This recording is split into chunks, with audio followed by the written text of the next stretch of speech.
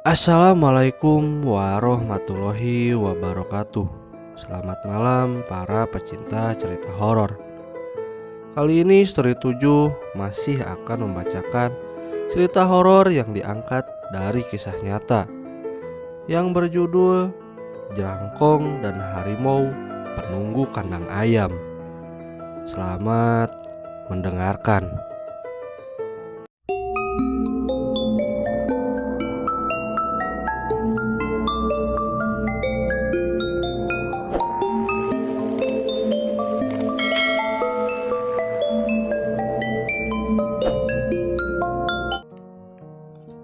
Suraji dan Totok adalah karyawan di sebuah peternakan ayam potong.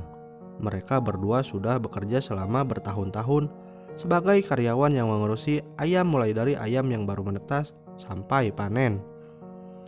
Jadi mereka berdua kalau misalnya disuruh mengurusi ayam sudah sangat berpengalaman. Namun suatu saat peternakan ayam potong itu ternyata tidak bisa lagi memperpanjang sewa tempatnya. Hal itu disebabkan tidak diperbolehkan warga sekitar karena kotorannya yang sangat bau.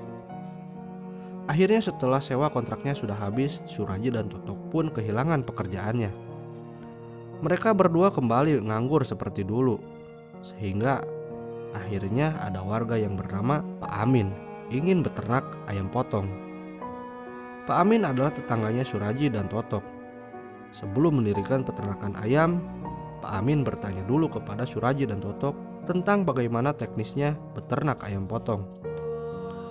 Menurut Pak Amin, Suraji dan Totok adalah orang yang berpengalaman di bidang itu.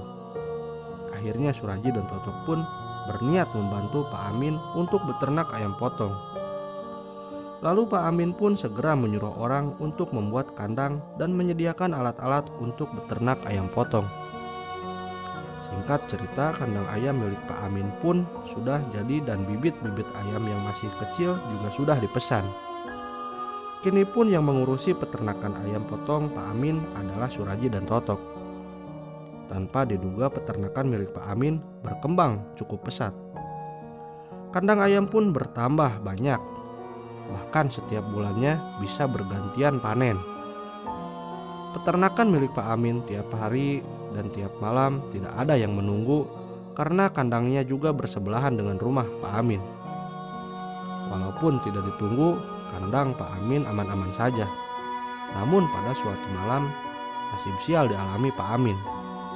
Kandang ayam Pak Amin kebobolan maling dan ayam-ayamnya hilang sebanyak 20 ekor.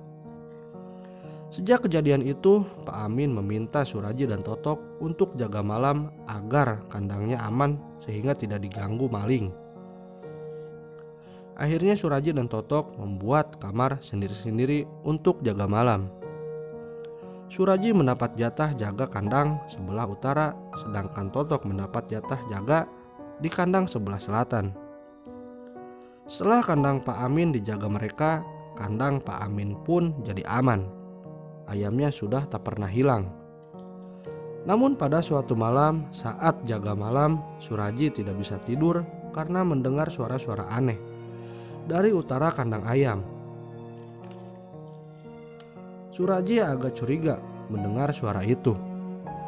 Itu suatu suara maling atau suara apa ya?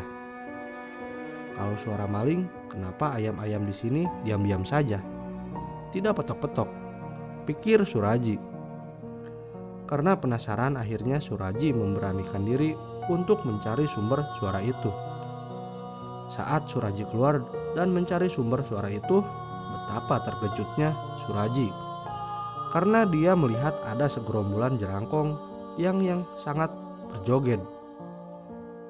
Jerangkong itu berupa tengkorak dari tulang semua, serta tidak ada dagingnya dan tidak ada kulitnya, tapi bisa berjalan ke sana kemari sambil berjoget. Jerangkong itu warnanya putih. Di tengkorak kepalanya ada dua mata yang menonjol keluar berwarna merah.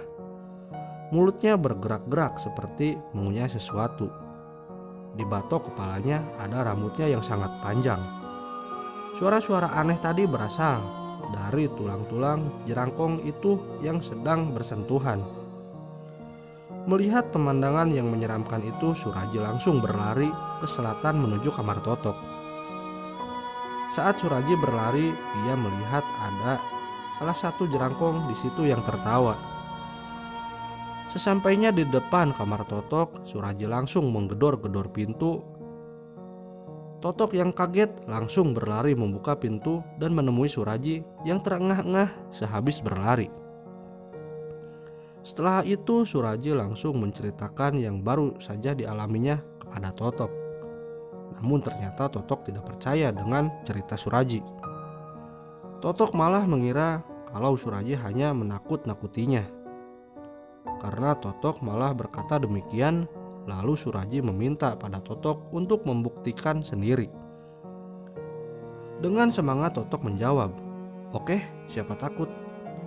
Lalu saat itu juga Totok berjalan ke utara menuju kamar Suraji. Namun di situ Totok tak melihat apa-apa. Karena tidak melihat apa-apa lalu Totok masuk ke kamar Suraji. Sesampainya di kamar Suraji, Totok mulai mengantuk. Dia merebahkan tubuhnya di kamar Suraji. Ketika Totok hendak tidur, Totok mendengar suara aneh. Totok mengira kalau suara itu cuma kerjaannya Suraji yang mau menakut-nakutinya. Totok berniat keluar kamar dan mau memarahi Suraji biar ia tidak menakut-nakutinya. Namun dugaan Totok salah besar. Saat Totok keluar dari kamar, ternyata Totok malah melihat segerombolan jerangkong yang sedang berjoget mirip seperti yang diceritakan Suraji. Melihat kejadian itu, Totok langsung lari terbirit-birit menuju kamarnya sambil berteriak, "Setan, setan, jerangkong setan." Sesampainya di kamar, Totok langsung cerita pada Suraji kalau ternyata di kandang ayam yang paling utara ada makhluk halusnya. Totok baru percaya hal itu, tapi ternyata teriakan Totok tadi membangunkan Pak Amin. Pak Amin langsung menuju ke tempat Suraji dan Totok untuk menanyakan apa yang terjadi hingga Totok berteriak-teriak. Tapi keduanya tak mau menceritakan apa-apa lantaran syok. Pagi harinya mereka berdua baru berani menceritakan kejadian semalam pada Pak Amin.